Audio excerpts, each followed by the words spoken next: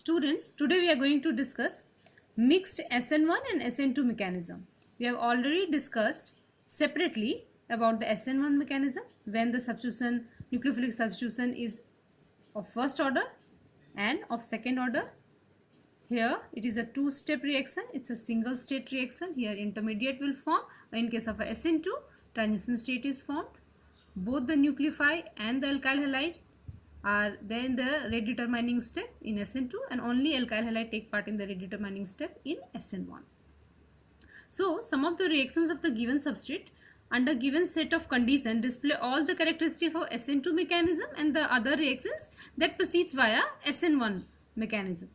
But there are certain cases that cannot be characterized easily by either pure SN1 or pure SN2, and there seems to be something in between, like a mechanistic borderline region. That means बहुत सारे reactions ऐसे हैं जो कि completely SN1 है, कुछ है जो कम्प्लीटली SN2 है, लेकिन बहुत सारे ऐसे रिएक्शन हैं जिन्हें आप कम्प्लीटली या तो SN1 से या SN2 मैकेनिज्म से कम्प्लीटली एक्सप्लेन नहीं कर सकते.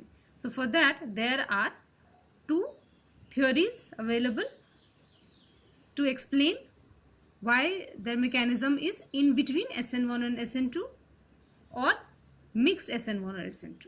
So there are two broad theories, and these theories are intermediate behavior, first one, and the second one is simultaneous operation. So the first one is the intermediate behavior. It is given by Sheen. In this one, the mechanism is neither pure SN1 or pure SN2, but something in between. The mechanism is in between. Neither it is S1, ना ही वो SN1 से proceed करता है completely, ना ही SN2 से. उनका जो mechanism है कुछ in between है, यानी कि दोनों के थोड़े थोड़े characteristic उसमें हैं. So it's not for only the mixed SN1 and SN2. This equation is given, which this equation can explain all the SN1, SN2 as well as SN1, SN2 mixed reactions. So this formulation of this equation is very broad and applies not only to the borderline behavior but also to the all the nucleophilic substitution at a saturated carbon. So according to Sheen, all an SN1 and SN2 reaction can be accommodated by one basic mechanism, that is called ion pair mechanism. This is that one. We can explain by this thing, where in this mechanism the substrate first ionizes to an intermediate Rx. It ionizes to intermediate R plus X minus alkyl halide. This is carbocation and the leaving group, and then it is converted to the product in the next step. So the difference between SN1 and SN2 is that in former case the formation of ion pair, that is K1, is the K1 is the rate determining step. So for SN1, K1 is the rate determining step, while for SN2 mechanism the destruction of this ion pair, that is K2, is the rate determining step. आप इसको समझ सकते हैं, ये एक दिया गया है मैकेनिज्म जिससे कि आप SN1, SN2 दोनों को ही एक्सप्लेन कर सकते हैं. अगर मैकेनिज्म SN1 है, रेट डिटरमाइनिंग स्टेप होगा ये, यहाँ पे आप देख लीजिए लिखा है अगर, और ये डिटरमाइनिंग स्टेप कौन सा होगा, जो स्लो स्टेप होगा. तो अगर SN1 रिएक्शन है तो रेट डिटरमाइनिंग स्टेप होगा K1. अगर SN2 है तो रेट डिटरमाइनिंग स्टेप होगा K2. यानी SN2 के लिए K2 का वैल्यू कम होगा K1 से, तब होगा SN2. और अगर इसकी वैल्यू ज़्यादा है, इसकी वैल्यू कम है, जो कम होगा वो रेट डिटरमाइनिंग स्टेप होगा.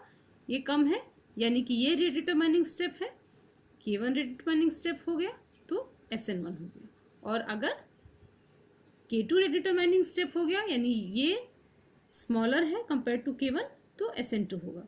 यानी इसमें यहीं पे जो भी आयन पेयर एग्जिस्ट कर रहा है, यहीं पे न्यूक्लियोफाइल का अटैक होगा और प्रोडक्ट फॉर्म हो जाएगा.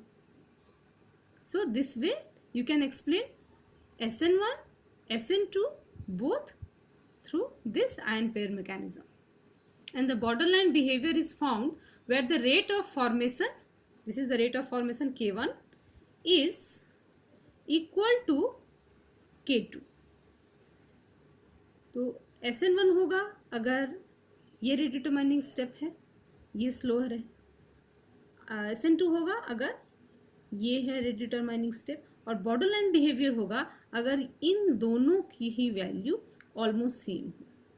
So the borderline behavior is found where the rate of formation and rate of destruction is of same order of magnitude। जब दोनों का ही वैल्यू, दोनों ही रेट अगर ऑलमोस्ट सेम हो जाए तब बॉर्डरलाइन बिहेवियर हो जाता है। यानी कि अब मैकेनिज्म जो होगा ना ही वो प्योर SN1 रहेगा ना प्योर SN2 रहेगा, समथिंग इन बिटवीन दैट। यानी कि पहले आयन पेयर फॉर्मेशन होगा जिस रेट से, उसी रेट से ही न्यूक्लियोफाइल का यहाँ अटैक होगा और फाइनल हमारा प्रोडक्ट फॉर्म हो जाएगा। So this is intermediate behaviour, that is mechanism in either pure SN1, pure SN2, it is something in between. So the second theory is simultaneous operation. Simultaneous operation is there is no intermediate mechanism. That means a mechanism is neither, it is never in between SN1 or SN2, or never it is a borderline behavior. It is borderline behavior if at all it is there, then that is because of the simultaneously SN1 and SN2. So here the simultaneous SN1 and SN2 means in the same reaction flask some of the molecules are reacting via SN1 mechanism and some are reacting via SN2 mechanism.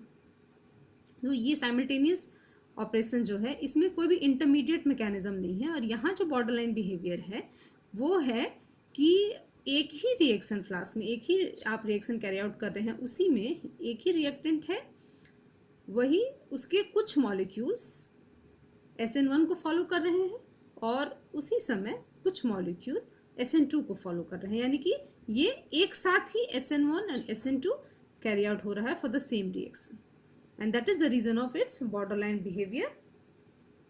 Now we will explain that with the help of this example. See what happens when we carry out the solvolysis of 4-methoxybenzyl chloride in 70% aqueous acetone. 4-methyl-methoxybenzyl alcohol is formed by SN1 mechanism. But as soon as we add azide ion to this one, in that case what happens?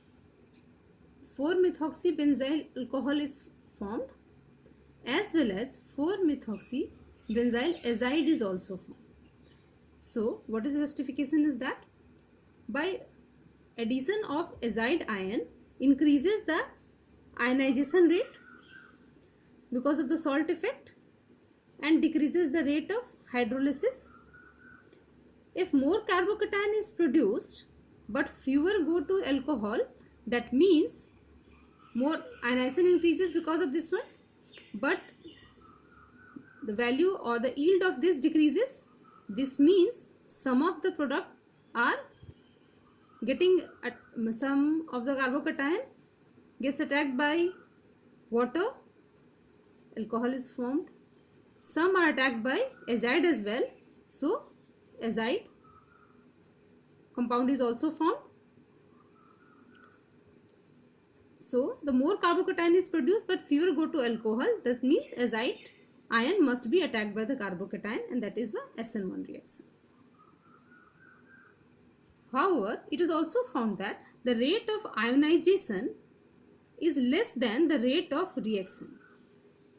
Total rate of reaction compared to the, if this reaction goes via SN1 reaction, like in the first case, in that case rate of ionization should be equal to the rate of reaction, but as it is less than the total rate of reaction, this means some of this azide compound is formed by SN2 mechanism as well, where ionization is not required. That is only justification of total rate of reaction is higher than the rate of ionization. So we can conclude that this reaction proceeds via simultaneously SN1 and SN2 mechanism. ये reaction हम कर रहे हैं 4-methoxybenzyl chloride का सॉल्वोलाइसिस reaction है 70% aqueous acetone में। इसमें aqueous acetone में जब रिएक्शन करते हैं सॉल्वोलाइसिस होकर करस्पॉन्डिंग अल्कोहल फॉर्म हुआ है, लेकिन इसमें जब हम एजाइड आयन मिला देते हैं, एजाइड आयन मिलाने के बाद एल्कोहल के साथ साथ एजाइड भी फॉर्म होता है।